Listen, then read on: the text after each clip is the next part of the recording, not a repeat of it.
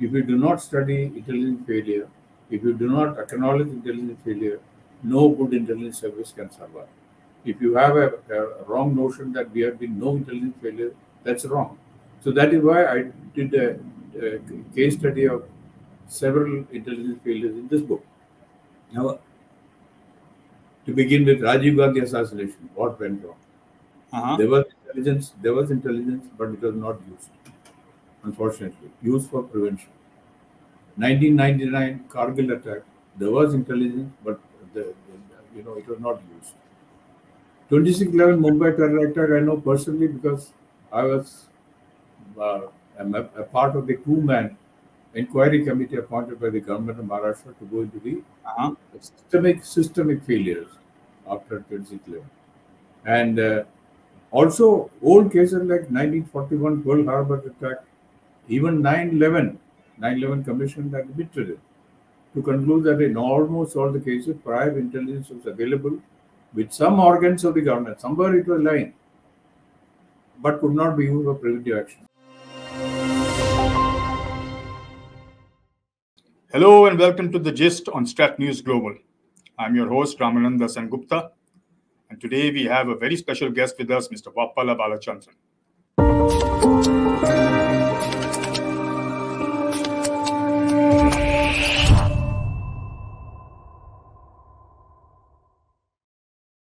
Who worked closely with its legendary founder, the late RN Kao.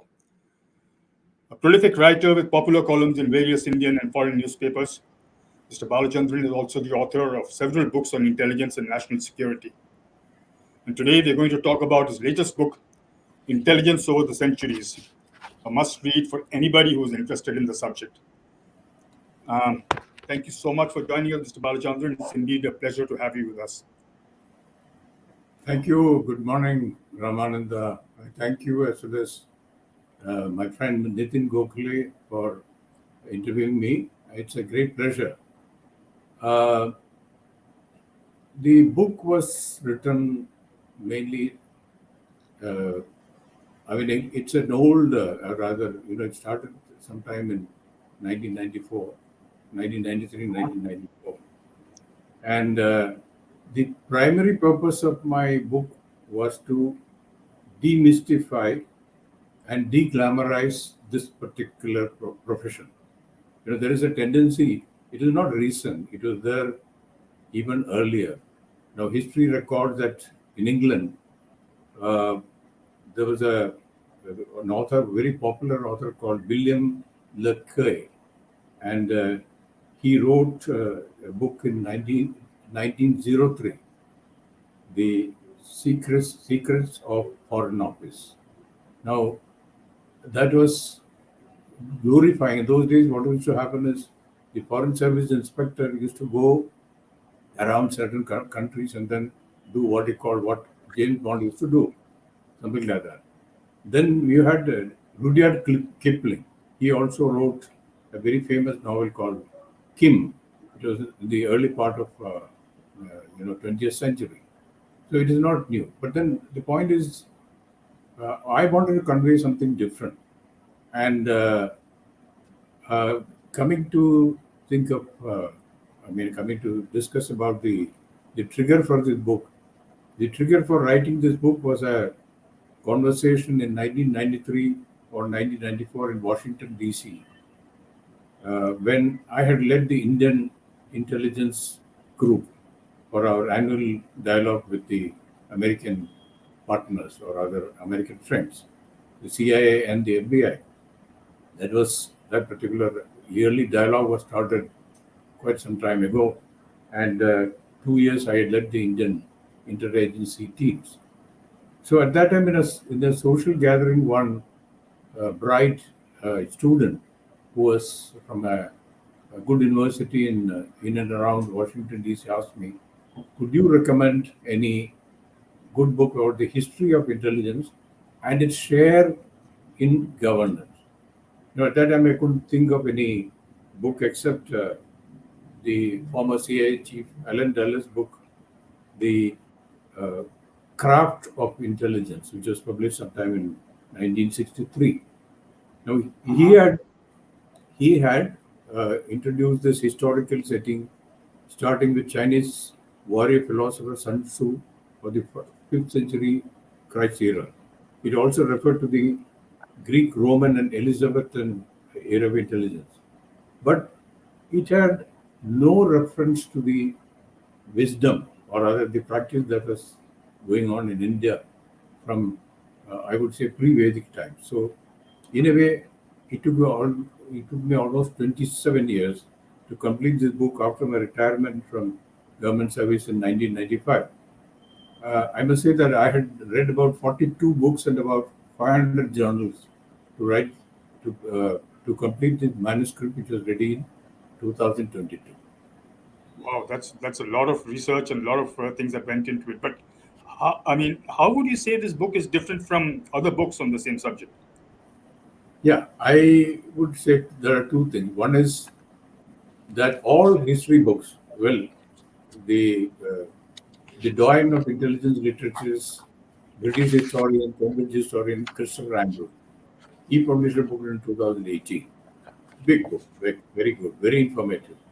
But uh, all the books so far which I found are what you call linear way of writing history. Now, as an intelligence practitioner for more than 2 decades, I attempt to write this in a different format, what we call cyclical history, sector wise, projecting the growth of different strands of what constitutes intelligence. Now, what we call intelligence is totally different from what was happening in the early part of 20th century. Now, we have, I wanted to tell the public, in fact, it is written for the common man, not for so much for the intelligent professionals. So I had written what we call the difference between secret intelligence and open source intelligence, what do we call OSI, which is being talked about quite often. Technical intelligence, covert action, intelligence liaison, both official and non-official. Hegemonic intelligence, one intelligence service trying to dominate the other.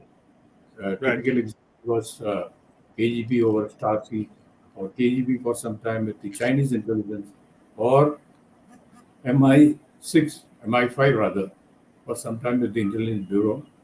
Uh-huh. And official and non-official covers.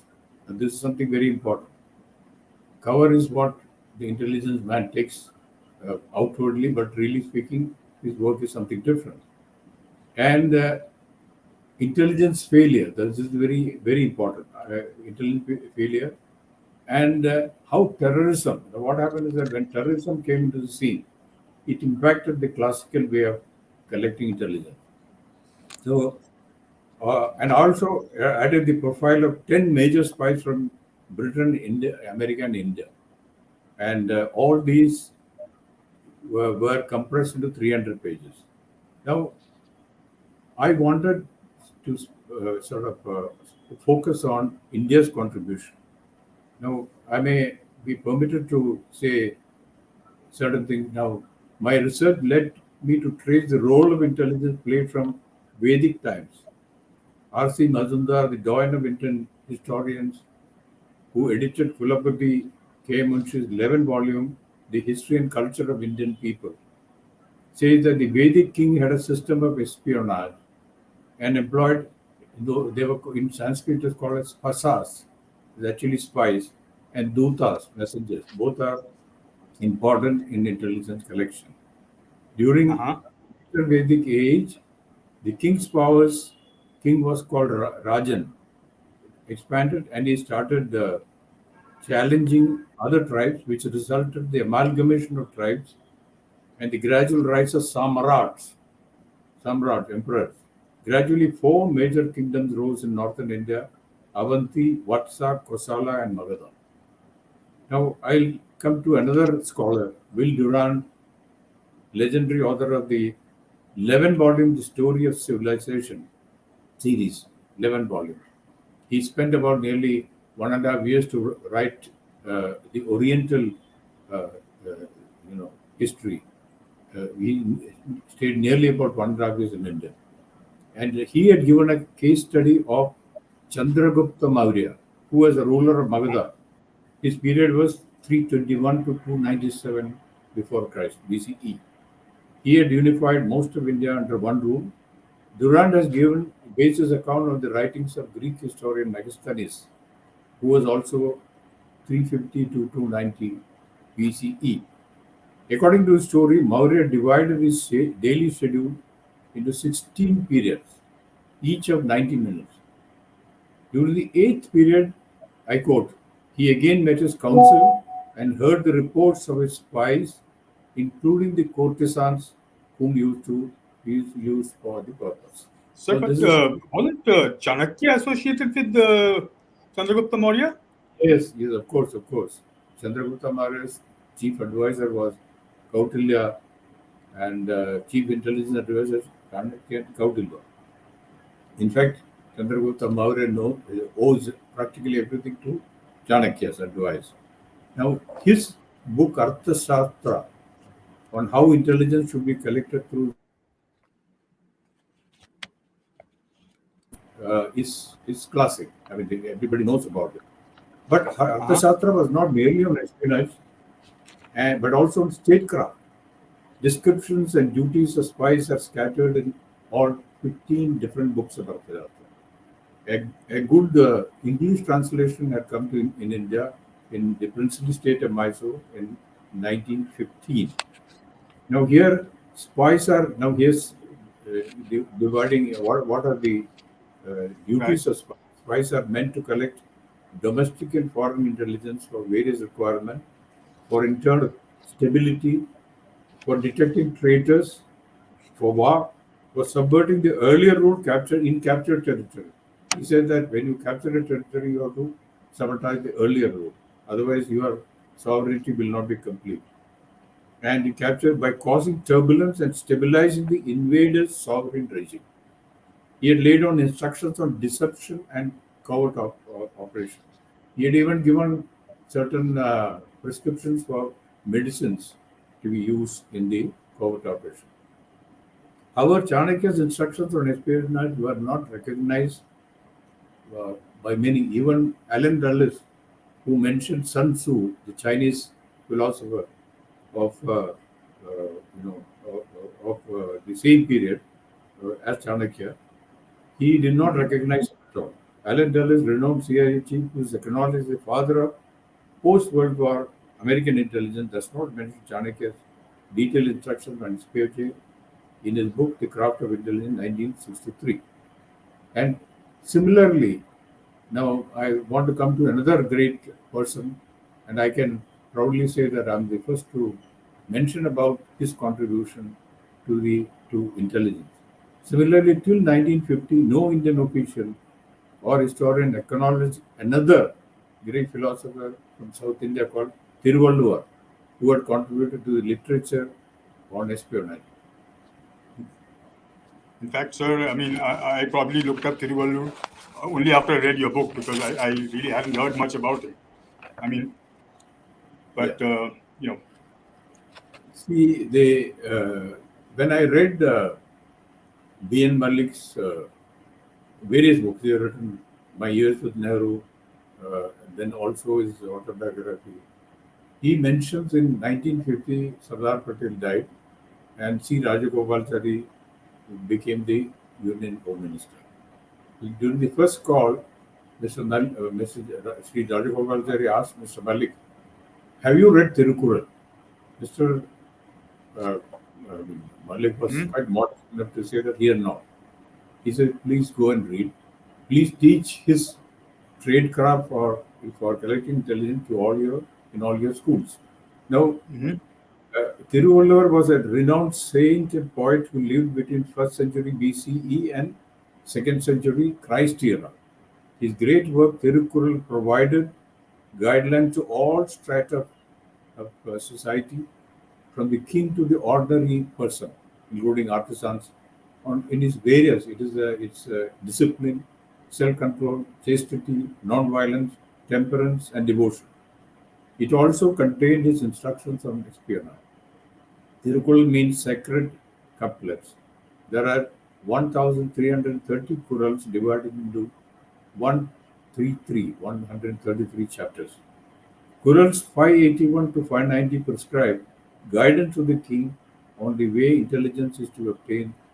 Quran 589 and 590 prescribe what we now call intelligence tradecraft. If you Yes, sir. But see while we're beneath, talking about intelligence statecraft, I recall, while reading your book that you've also talked about intelligence failures and ways to sort of yeah, yeah, minimize them.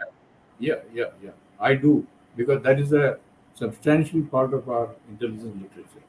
If you do not study intelligence failure, if you do not acknowledge intelligence failure, no good intelligence service can survive. If you have a wrong notion that there have been no intelligence failure, that's wrong. So that is why I did a case study of several intelligence failures in this book. Now, to begin with, Rajiv Gandhi assassination, what went wrong? Uh-huh. There was intelligence, but it was not used, unfortunately, used for prevention. 1999 Kargil attack, there was intelligence, but it was not used. 26/11 Mumbai terror attack, I know personally because I was uh, a part of the two-man inquiry committee appointed by the government of Maharashtra to go into the Uh-huh. systemic failures after 26/11.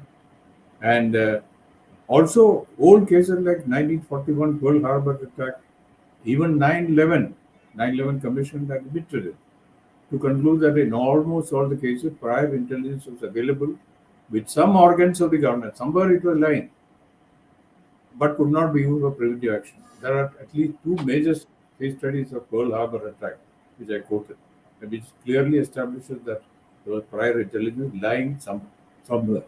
But at the policy making level, it was not known. I had claimed that this would not have happened had we, including foreign governments, set up what we call a robust system called intelligence arbitration.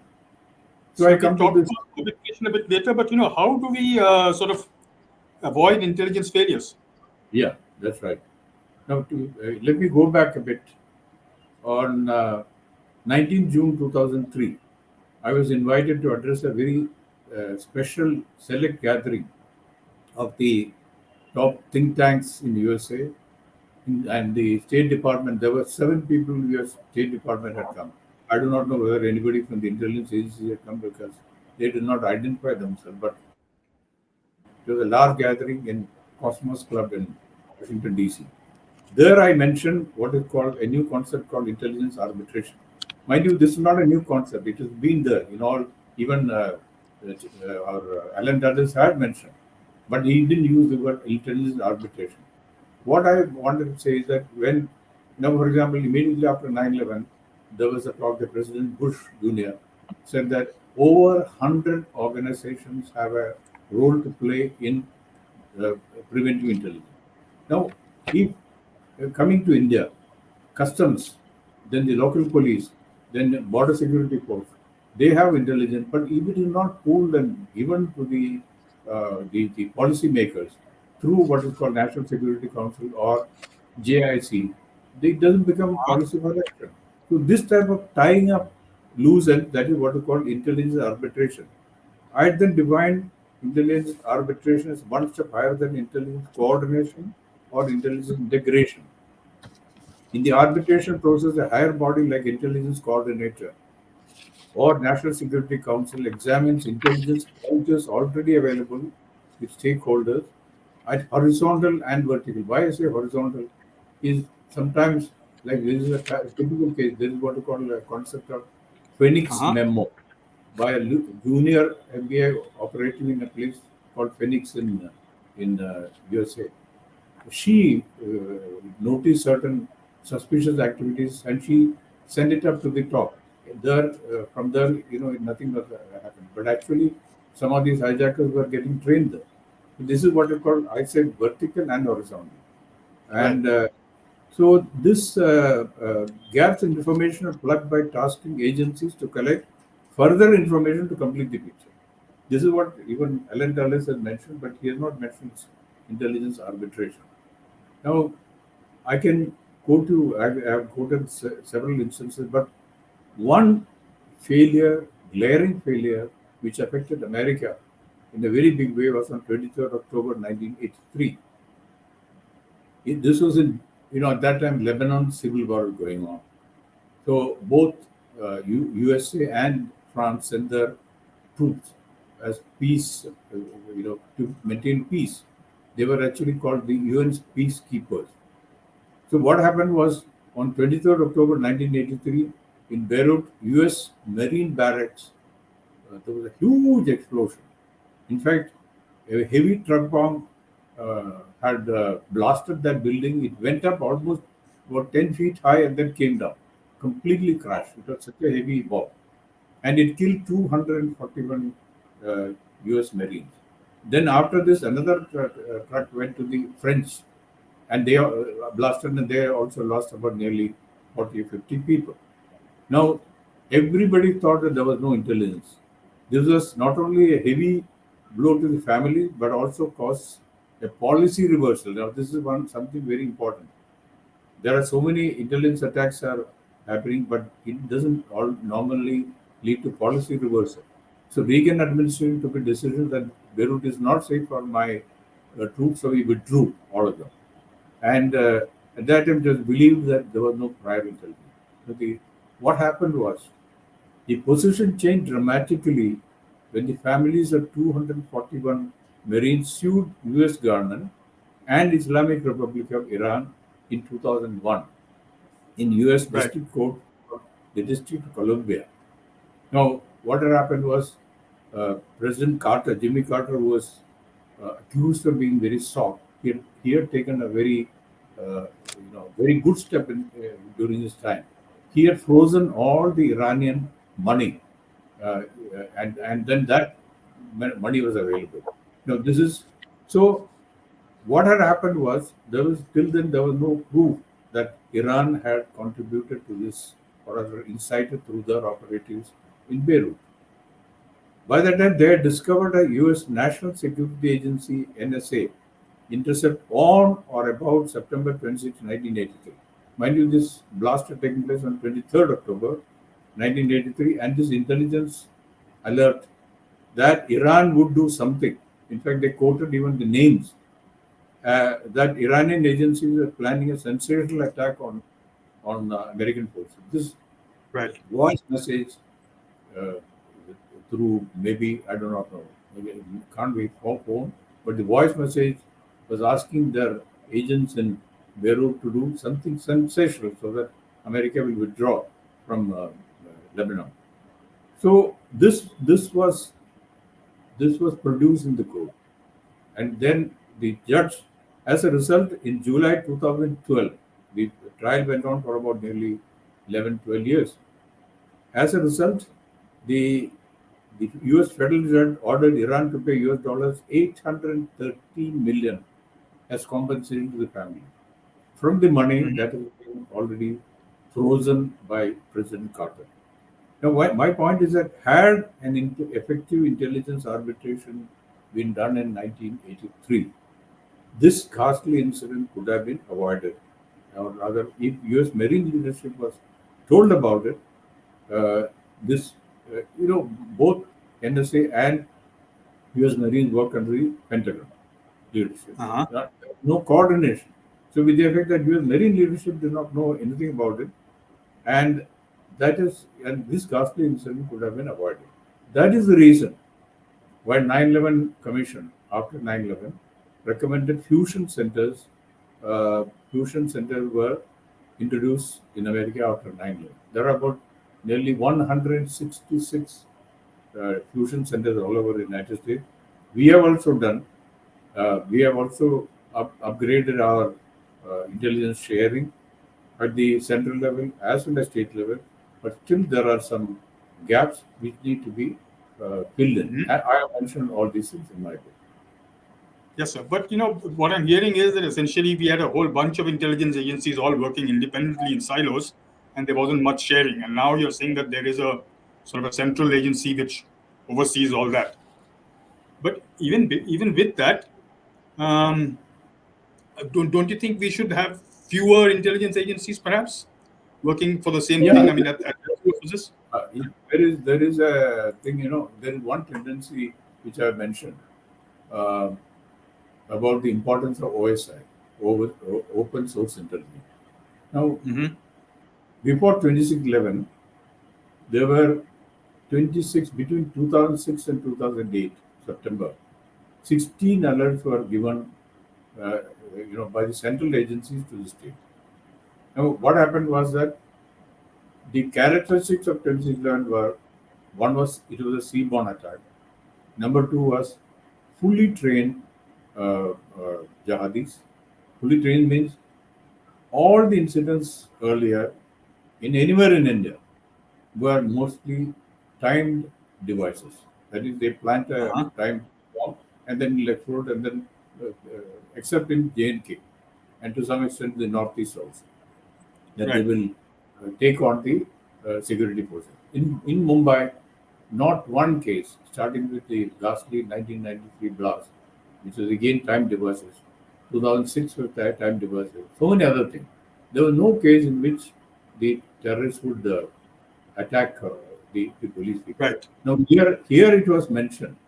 All these things were there. Unfortunately, all these alerts, along with the open source intelligence, for example, there was a similar attack in Kabul, and one in September in Islamabad. Marriott Hotel was attacked. So, with these things put together, if you place all these things in mind and then analyze it, that is why I say intelligence arbitration. They would have found, the people in Mumbai would have found that something is coming, but unfortunately, nothing happened. Well, do I exonerate the central agencies? No. There was a National Security Council at that time. It is their duty that if they find that state is lacking in preventive measures, they should warn them. This is that is their duty. That is also not done.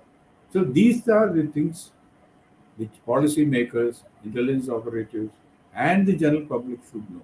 That is why this book. Sir, I would have loved to have sort of discussed a whole bunch of other questions with you. Perhaps we'll do that the next time. But, while I was glancing through your book, I was really taken away by these, these stunning illustrations that were there, here. Is that somebody, a professional who looked at other pictures and drew them, or how did they get? The lady who helped me is Miss Lakshmi Menon, who is a very talented creative artist. She is also an author. So, from JJ School of Bombay, Mumbai. Now, I had this one idea that there should be some photographs, and I approached my publisher.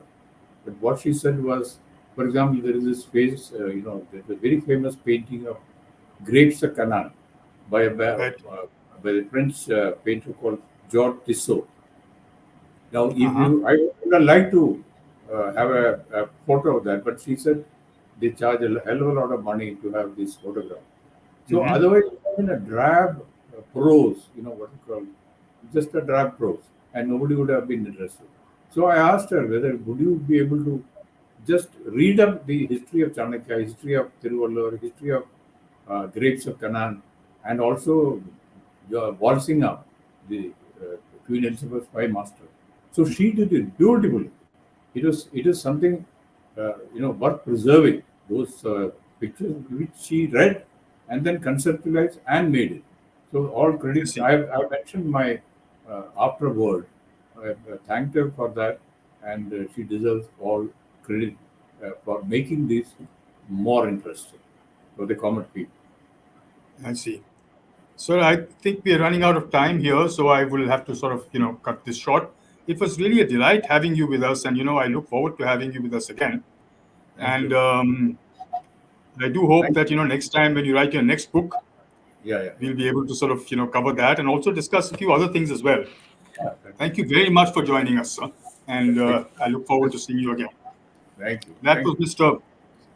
Vappala Balachandran talking to us about his latest book, Intelligence Over the Centuries. It's a must for anybody who's interested in the subject of intelligence. I do hope you like this particular episode of The Gist, and do remember to like, share, and subscribe.